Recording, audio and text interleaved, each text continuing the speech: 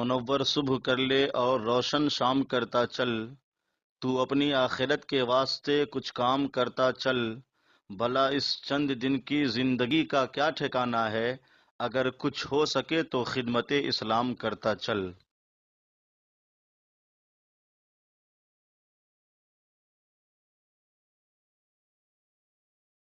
سورۃ المائدہ کی آیت نمبر 35 سورۃ المائدہ کا چھٹا رکوع اور چھٹے پارے کا 10واں رکوع۔ یا ایھا الذین آمنوا اتقوا اللہ، اے ایمان والوں اللہ سے ڈرو، وابتغوا الیہ الوسیلہ، اور اللہ کی طرف وسیلہ ڈھونڈو جس کی بدولت تمہیں اللہ کا قرب نصیب ہو، اللہ کا قرب حاصل ہو۔ ہمارے نیک اعمال یہ بھی اللہ کے قرب کا ذریعہ ہیں۔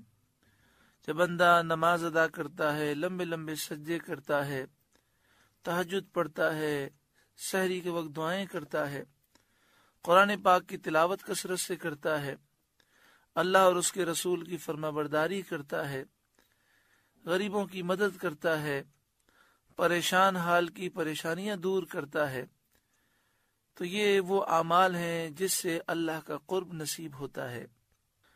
ہمارے اعمال ہمیں معلوم نہیں کہ مقبول ہوئے کہ نامقبول، پھر بھی ہمارے اعمال قرب الہی کا ذریعہ ہیں۔ ہمیں نیک اعمال کرنے چاہیے تاکہ ہم اللہ کے قریب ہو جائیں۔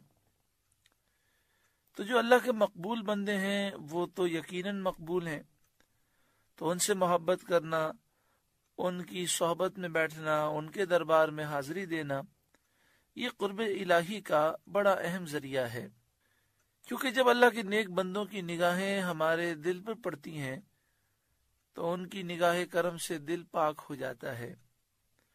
آپ دیکھیں، جو لوگ نبی اکرم صلی اللہ علیہ وآلہ وسلم پر ایمان لائے، یعنی صحابہ کرام، انہوں نے ایک لمحے کے لیے نبی اکرم صلی اللہ علیہ وآلہ وسلم کی صحبت پائی، ایک دفعہ دیدار کیا اور پھر ساری زندگی ایمان پر قائم رہے، وہ صحابی ہیں۔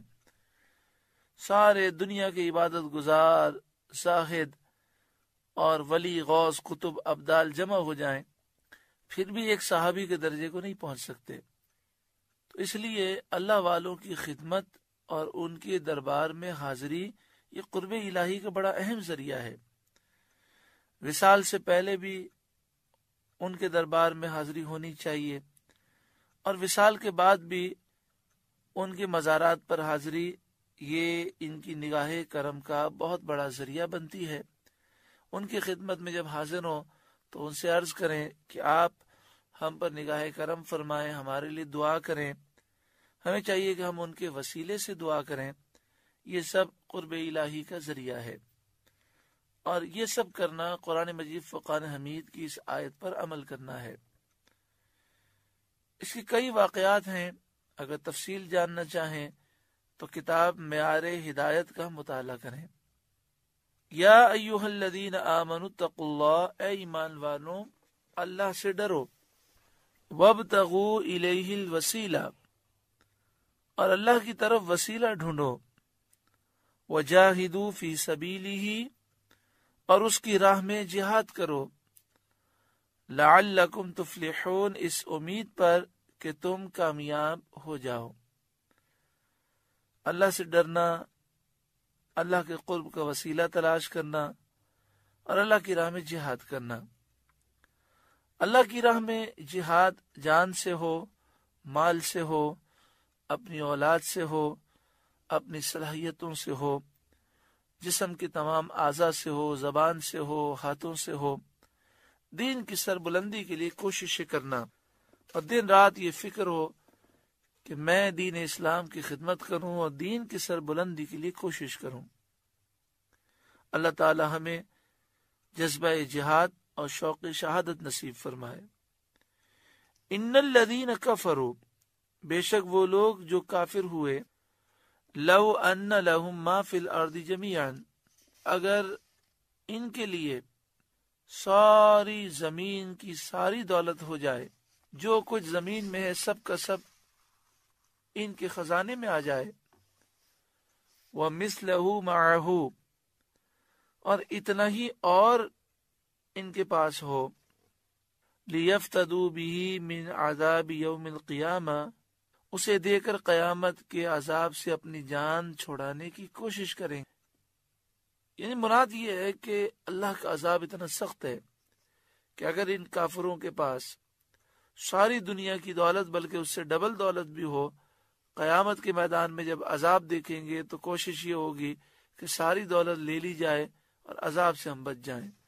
ما تقبل منہم، تو ان سے نہ لیا جائے گا، وَلَهُمْ عَذَابٌ أَلِيمٌ، اور ان کے لیے دردناک عذاب ہے۔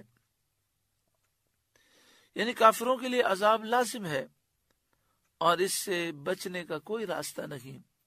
یریدون، وہ ارادہ کریں گے، ان یخرجوا من النار، کہ وہ نکل جائیں جہنم سے، جہنم سے نکلنا وہ چاہیں گے، وما هم بخارجین منہا، اور وہ اس سے نہ نکلیں گے، کبھی ادھر بھاگیں گے جہنم میں، کبھی ادھر بھاگیں گے، لیکن عذاب سے فرار نہ ہوگا، کبھی جہنم سے نکل نہ سکیں گے۔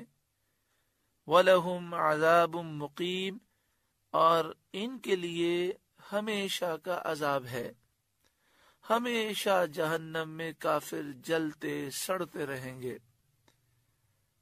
اللہ ہمیں ایمان کی سلامتی عطا فرمائے۔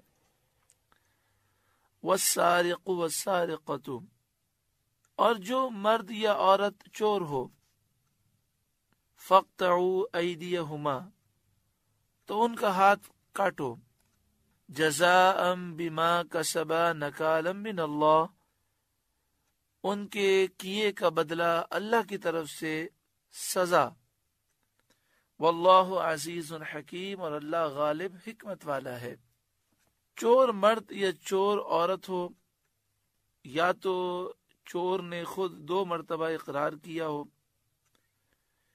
یا پھر 2 مردوں نے گواہی دی ہو حاکم اسلام کے سامنے، ان کی گواہی سے چور کی چوری ثابت ہو، اور جو مال چرایا وہ 10 درہم کا ہو یا اس سے زائد ہو۔ 10 درہم کی معنی ہے تقریباً 31 گرام چاندی، اور 31 گرام چاندی کی قیمت تقریباً 2000 روپے پاکستانی آج کل ہوتی ہے 2016 میں۔ تو آپ سمجھیں کہ کسی نے فی زمانہ 2000 روپے کی یا اس سے زائد چوری کی ہو، 10 درہم چاندی کی جو مقدار ہے اتنی یا اس سے زائد مال چرایا ہو، اور اس کی چوری ثابت بھی ہو جائے، یا خود اس نے 2 مرتبہ اقرار کیا ہو حاکم کے سامنے، یا 2 مردوں نے گواہی دی ہو اور اس گواہی سے اس کی چوری ثابت ہو، تو پھر اس کا ہاتھ کاٹ دیا جائے گا۔ یہاں پہ فرمایا فَاقْطَعُوا أَيْدِيَهُمَا، تم ان کا ہاتھ کاٹو۔ یہاں ہاتھ سے مراد سیدھا ہاتھ ہے۔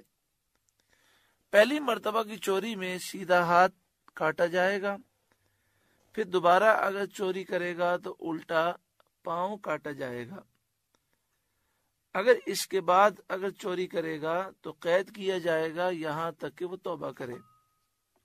چور کا ہاتھ کاٹنا تو واجب ہے، لیکن اگر چور کو گرفتار کیا جائے اور چرایا ہوا مال اس کے پاس موجود ہو تو وہ بھی اصل مالک کو واپس کرنا واجب ہے، اور اگر چور نے وہ مال خود ضائع کر دیا ہو تو بھی اس سے تاوان لیا جائے گا۔ لیکن اگر چور سے خود بخود یہ مال ضائع ہو گیا ہو، مثلا اسے چرایا اور چرانے کے بعد وہ دریا کا سفر کر رہا تھا اور غلطی میں وہ مال دریا میں گر گیا، تو اگر مال خود بخود ضائع ہو گیا ہوگا تو اس پر جرمانہ واجب نہ ہوگا، صرف اس کی سزا یہ ہوگی کہ اس کا ہاتھ کاٹ دیا جائے۔ جزاء بما کسبا نکالا من اللہ، یہ پورے کا پورا بدلہ ہے اس جرم کا جو انہوں نے کیا۔ نکالا من اللہ، اللہ کی طرف سے یہ عبرت ہے کہ لوگ ڈریں اور آئندہ چوری نہ کریں۔ واللہ عزیز حکیم، اور اللہ غالب حکمت والا ہے۔ فمن تاب من بعد ظلمہ، جو کوئی اپنے ظلم کے بعد توبہ کرے، واصلح، اور سور جائے، اپنی اصلاح کر لے، فإن اللہ یتوب علیہ، تو اللہ اپنی مہربانی سے اس پر رجوع فرمائے گا، اپنی رحمت فرمائے گا اور اس کی توبہ قبول فرمائے گا۔ مراد یہ ہے کہ آخرت کے عذاب سے توبہ کرنے والا بچ جائے گا۔ ان اللہ غفور الرحیم، بے شک اللہ بخشنے والا مہربان ہے۔ الم تعلم ان اللہ لہ ملک السماوات والارض، کیا تجھے معلوم نہیں کہ اللہ کے لیے ہے آسمانوں اور زمین کی بادشاہت؟ یعذب من یشاء، جسے چاہتا ہے عذاب دیتا ہے، ویغفر لمن یشاء، اور جسے چاہتا ہے بخش دیتا ہے، واللہ علی کل شیء قدیر، اور اللہ ہر چاہت پر قادر ہے، اللہ سب کچھ کر سکتا ہے۔ یا ایھا الرسول، اے رسول، لا یحزنک الذین یسارعون فی الکفر، آپ کو غمگین نہ کریں وہ لوگ جو کفر پر دوڑتے ہیں، من الذین قالوا آمنا بافواہہم، ان لوگوں میں سے جو اپنے منہ سے کہتے ہیں ہم ایمان لائے، وَلَمْ تُؤْمِنْ قُلُوبُهُمْ، اور ان کے دل مسلمان نہیں۔ اللہ تعالیٰ نے اس آیت کریمہ میں یہ بیان فرمایا کہ اے حبیب، میں آپ کا مددگار ہوں، ناصر معین ہوں۔ منافقین جو کفر میں جلدی کرتے ہیں، یعنی منافقین کا جو کفر کا اظہار کرنا ہے اور کافروں کے ساتھ ان کی دوستی ہے، آپ اس سے رنجیدہ نہ ہوں۔ وَمِنَ الَّذِينَ هَادُوا، اور کچھ یہودی، سماعون للکذب، خوب جھوٹ سنتے ہیں، اپنے سرداروں سے جھوٹ سنتے ہیں اور ان کی جھوٹی باتوں پر وہ یقین رکھتے ہیں۔ سماعون لقوم آخرین، اور لوگوں کی خوب سنتے ہیں، لم یأتوک، وہ لوگ جو آپ کے پاس ابھی حاضر نہ ہوئے۔ یعنی مراد یہ ہے کہ یہ لوگ اپنے سرداروں کی جھوٹی باتیں خوب سنتے ہیں، اور جو خیبر کے یہودی ہیں ان کی باتیں یہ خوب مانتے ہیں۔ یحرفون الکلم من بعد مواضعہ، اللہ کی باتوں کو ان کے ٹھکانوں کے بعد بدل دیتے ہیں۔ توریت، یہ اس میں رد و بدل کرتے ہیں، خاص طور پر یہودی توریت میں رد و بدل کرتے۔ یقولون، وہ کہتے ہیں، ان اوتیتم ھذا فخذوہ، یہ حکم تمہیں ملے تو مانو، وَإِن لَّمْ تُؤْتَوْهُ فَاحْذَرُوا، اور یہ نہ ملے تو بچو۔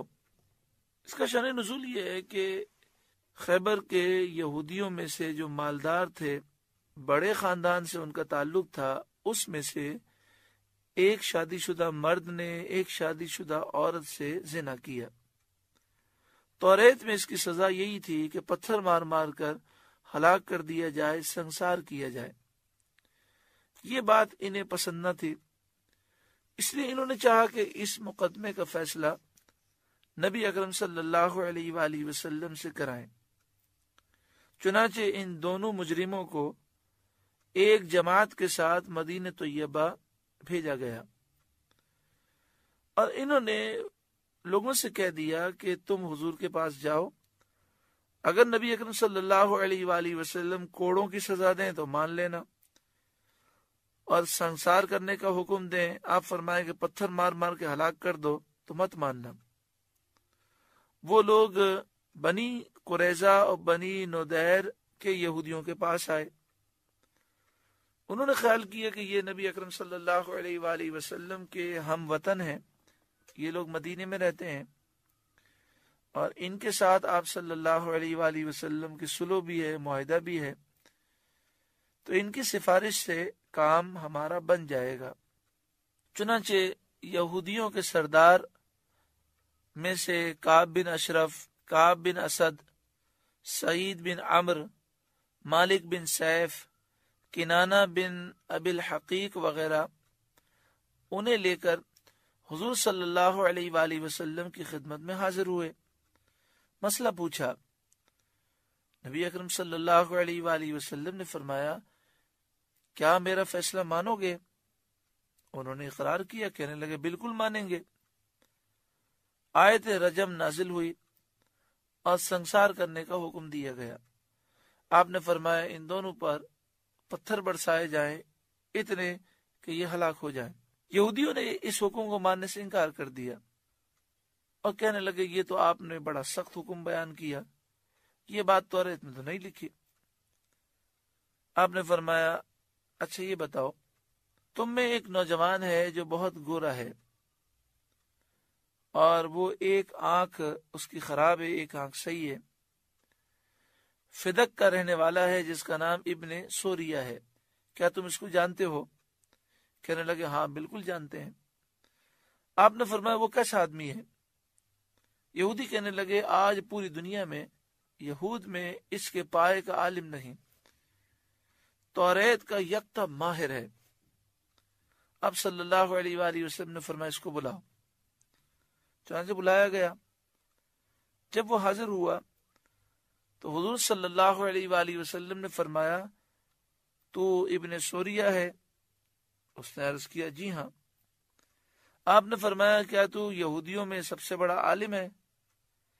उसने कहा कि लोग तो ऐसा ही कहते हैं। हुजूर सल्लल्लाहु अलैहि वसल्लम ने यहूदियों से फरमाया, बताओ इस मामले में इसकी बात मानोगे? सब ने कहा, बिल्कुल मानेंगे। तब आप सल्लल्लाहु अलैहि वसल्लम ने इब्ने सोरिया से फरमाया, मैं तुझे उस अल्लाह की कसम देता हूं जिसके सिवा कोई माबूद नहीं, जिसने हजरत मूसा अलैहिस्सलाम पर तौरात नाजिल फरमाई और बनी इसराइल को मिस्र से निकाला, तुम्हारे लिए दरिया में रास्ते बना दिए, तुम्हें नजात दी, फिरौनियों को गर्क किया, तुम्हारे लिए बादल को साया बान बनाया, मनो सलवा नाजिल फरमाया, अपनी किताब नाजिल फरमाई जिसमें हलाल और हराम का बयान है। बताओ, क्या तुम्हारी किताब में शादीशुदा मर्द और औरत के लिए जो जिना करें उनके लिए संसार करने का हुक्म है?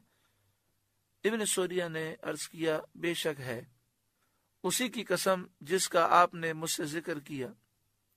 अजाब नाजिल होने का डर न होता तो मैं इकरार न करता और झूठ बोल देता। मगर ये फरमाइए कि आपकी किताब में इसका क्या हुक्म है? प्यारे आका सल्लल्लाहु अलैहि वसल्लम ने फरमाया, जब 4 आदिल और मोतबर गवाहों की गवाही से जिना बसराहत साबित हो जाए और सबूत में कोई शक बाकी न रहे तो संसार करना वाजिब है। इब्ने सोरिया ने अर्ज किया, अल्लाह की कसम, बिल्कुल यही हुक्म तौरात में मौजूद है। तो नबी अकरम सल्लल्लाहु अलैहि वसल्लम ने इब्ने सोरिया से फरमाया, जब तौरात में यह हुक्म मौजूद था तो इस हुक्म में तुम लोगों ने तब्दीली किस तरह की? उसने कहा कि हमारा कायदा यह था कि जब किसी बड़े खानदान का कोई शख्स पकड़ा जाता, मालदार शख्स होता, तो हम उसे छोड़ देते, और गरीब आदमी अगर पकड़ा जाता तो हम उसे सजा देते। इस तर्ज अमल से मालदारों में, शाही खानदान वालों में, बड़े खानदान के लोगों में जिना बहुत कसरत से आम हो गया। यहां तक एक मर्तबा बादशाह के चचाजाद भाई ने जिना किया तो हमने इसको संसार न किया। फिर एक दूसरे शख्स ने अपनी कौम की औरत से जिना किया तो बादशाह ने यह चाहा कि उसे संसार किया जाए। तो उस शख्स की पूरी कौम खड़ी हो गई और उन्होंने कहा कि जब तक बादशाह के भाई को संसार न किया जाए उस वक्त तक इसको संसार न किया जाए। तब हमने जमा होकर ये फैसला किया कि संसार की सजा को खत्म किया जाए, और हमने फिर इसकी सजा ये मुकर्रर की कि 40 कोड़े मारे जाएंगे جو بھی یہ کام کرے اور منہ کالا کر کے گدھے پر الٹا بٹھا کر گشت کرائے جائے گا۔ یہ سن کر یہودی بہت بگڑے، بڑے ناراض ہوئے اور ابن سوریہ سے کہنے لگے تو نے انہیں بڑی جلدی خبر دے دی، اور ہم نے جتنی تیری تعریف کی تھی تو اس کا مستحق نہیں ہے۔ ابن سوریہ نے کہا کہ نبی اکرم صلی اللہ علیہ وآلہ وسلم نے مجھے توریت کی قسم دلائی، اور مجھے یہ خوف محسوس ہوا کہ اگر میں نے جھوٹ کہا تو عذاب آ جائے گا۔ اگر مجھے عذاب کے نازل ہونے کا ڈر نہ ہوتا تو میں آپ صلی اللہ علیہ وآلہ وسلم کو خبر نہ دیتا اور میں جھوٹ بول دیتا۔ اس کے بعد نبی اکرم صلی اللہ علیہ وآلہ وسلم کے حکم سے ان دونوں زنا کرنے والے مرد و عورت کو سنسار کیا گیا۔ تو یہاں یہ فرمایا گیا کہ ان لوگوں نے جب اپنی قوم کو نبی اکرم صلی اللہ علیہ وآلہ وسلم کی طرف بھیجا، یقولون، وہ کہتے ہیں، ان اوتیتم ھذا فخذوہ، یہ حکم تمہیں ملے تو مانو، یعنی نبی اکرم صلی اللہ علیہ وآلہ وسلم اگر کوڑوں کی سزا دیں تو مان لینا، وَإِن لَّمْ تُؤْتَوْهُ فَاحْذَرُوا، اور یہ نہ ملے تو بچو، یعنی اگر یہ سنسار کا حکم دیں تو پھر تم اسے نہ ماننا۔ وَمَن يُرِدِ اللَّهُ فِتْنَتَهُ فَلَن تَمْلِكَ لَهُ مِنَ اللَّهِ شَيْئًا، اور جسے اللہ گمراہ کرنا چاہے تو ہرگز تو اللہ سے اس کا کچھ بنا نہیں سکے گا۔ أُولَئِكَ الَّذِينَ لَمْ يُرِدِ اللَّهُ أَن يُطَهِّرَ قُلُوبَهُمْ، یہ وہ ہیں کہ اللہ نے ان کا دل پاک کرنا نہ چاہا۔ لَهُمْ فِي الدُّنْيَا خِزْيٌ، ان کے لیے دنیا میں رسوائی ہے، وَلَهُمْ فِي الْآخِرَةِ عَذَابٌ عَظِيمٌ، اور انہیں آخرت میں بڑا عذاب ہے۔ سَمَّاعُونَ لِلْكَذِبِ أَكَّالُونَ لِلسُّحْتِ، لوگ کہتے ہیں کہ نرمی سے بات ہونی چاہیے۔ میں نے آپ کے سامنے قرآن کریم کی ایک آیت کا حصہ پڑھا ہے، اس کا ترجمہ سنیں۔ اعلی حضرت امام اہل سنت امام احمد رضا علیہ الرحمہ اس کا ترجمہ کرتے ہیں، سماعون للکذب اکالون للسحت، یہودیوں کے بارے میں فرمایا گیا بڑے جھوٹ سننے والے، بڑے حرام خور، یعنی یہ یہودی بہت بڑے حرام خور ہیں اور بہت زیادہ جھوٹ سننے والے، جھوٹ پر یقین کرنے والے ہیں۔ آج بھی پوری دنیا میں یہ یہودی اور جو یہودیوں کا پٹھو ہے میڈیا، جھوٹی خبریں عام کرتا ہے، جھوٹ کو سن کر ہی لوگ یقین کرتے ہیں اور سچ اور جھوٹ کو اس قدر ملا دیتے ہیں کہ بسا اوقات جھوٹ لوگوں کے لیے سچ کا شائبہ دیتا ہے۔ اللہ تبارک و تعالی یہودیوں کی حرکتوں سے اور جو یہودیوں کے ایجنٹ ہیں ان کی حرکتوں سے اللہ تعالیٰ مسلمانوں کو ان کے شر سے محفوظ فرمائے۔ یہاں فرمایا گیا یہ یہودی بڑے حرام خور ہیں، یعنی یہودیوں میں جو حاکم ہیں، جو قاضی ہیں، جو بڑے عہدیدار ہیں، یہ رشوت لیتے ہیں اور رشوت لے کر حرام کو حلال کرتے ہیں اور شریعت کے احکام بدل دیتے ہیں۔ شرعی مسئلہ یہ ہے کہ رشوت کا لینا دینا دونوں حرام ہے۔ حدیث شریف میں رشوت لینے دینے والے دونوں پر لعنت آئی ہے۔ قال رسول اللہ صلی اللہ علیہ وسلم الراشی والمرتشی کلاہما فی النار، رشوت لینے والا، رشوت دینے والا دونوں جہنمی ہیں۔ آگے ارشاد فرمایا فَإِن جَاءُوكَ فَاحْكُم بَيْنَهُمْ أَوْ أَعْرِضْ عَنْهُمْ، تو اے محبوب اگر یہ آپ کے حضور حاضر ہوں تو آپ ان میں فیصلہ فرمائیں یا آپ ان سے اعراض کر لیں، آپ کے لیے دونوں اختیارات ہیں۔ یعنی اہل کتاب اگر آپ کے پاس کوئی مقدمہ لائیں تو آپ کو اختیار ہے، آپ فیصلہ فرمائیں یا نہ فرمائیں۔ وَإِن تُعْرِضْ عَنْهُمْ، اور اگر آپ ان سے منہ پھیر لیں، ان کے درمیان فیصلہ نہ کریں، فلن یضروک شیئا، تو وہ آپ کا کچھ نہ بگاڑ سکیں گے، آپ کو کچھ بھی نقصان نہ دے سکیں گے۔ وَإِنْ حَكَمْتَ فَاحْكُمْ بَيْنَهُمْ بِالْقِسْطِ، اور اگر ان میں فیصلہ آپ فرمائیں تو انصاف سے فیصلہ فرمائیں۔ ان اللہ یحب المقسطین، بے شک اللہ انصاف کرنے والوں کو پسند فرماتا ہے۔ وَكَيْفَ يُحَكِّمُونَكَ، اور وہ آپ سے کیوں کر فیصلہ چاہیں گے۔ وَعِندَهُمُ التَّوْرَاةُ فِيهَا حُكْمُ اللَّهِ، حالانکہ ان کے پاس توریت ہے، اس میں اللہ کا حکم موجود ہے۔ اور وہاں توریت میں لکھا ہے کہ جو شادی شدہ مرد و عورت زنا کریں ان کی سزا سنسار کرنا ہے، پتھر مار مار کے ہلاک کر دیا جائے۔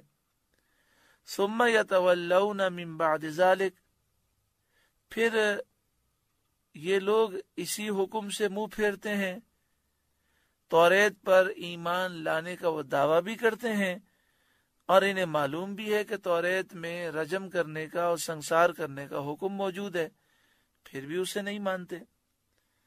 اور بڑے تعجب کی بات ہے کہ آپ کو نبی نہیں مانتے اور وہ آپ سے فیصلہ کرانے آتے ہیں۔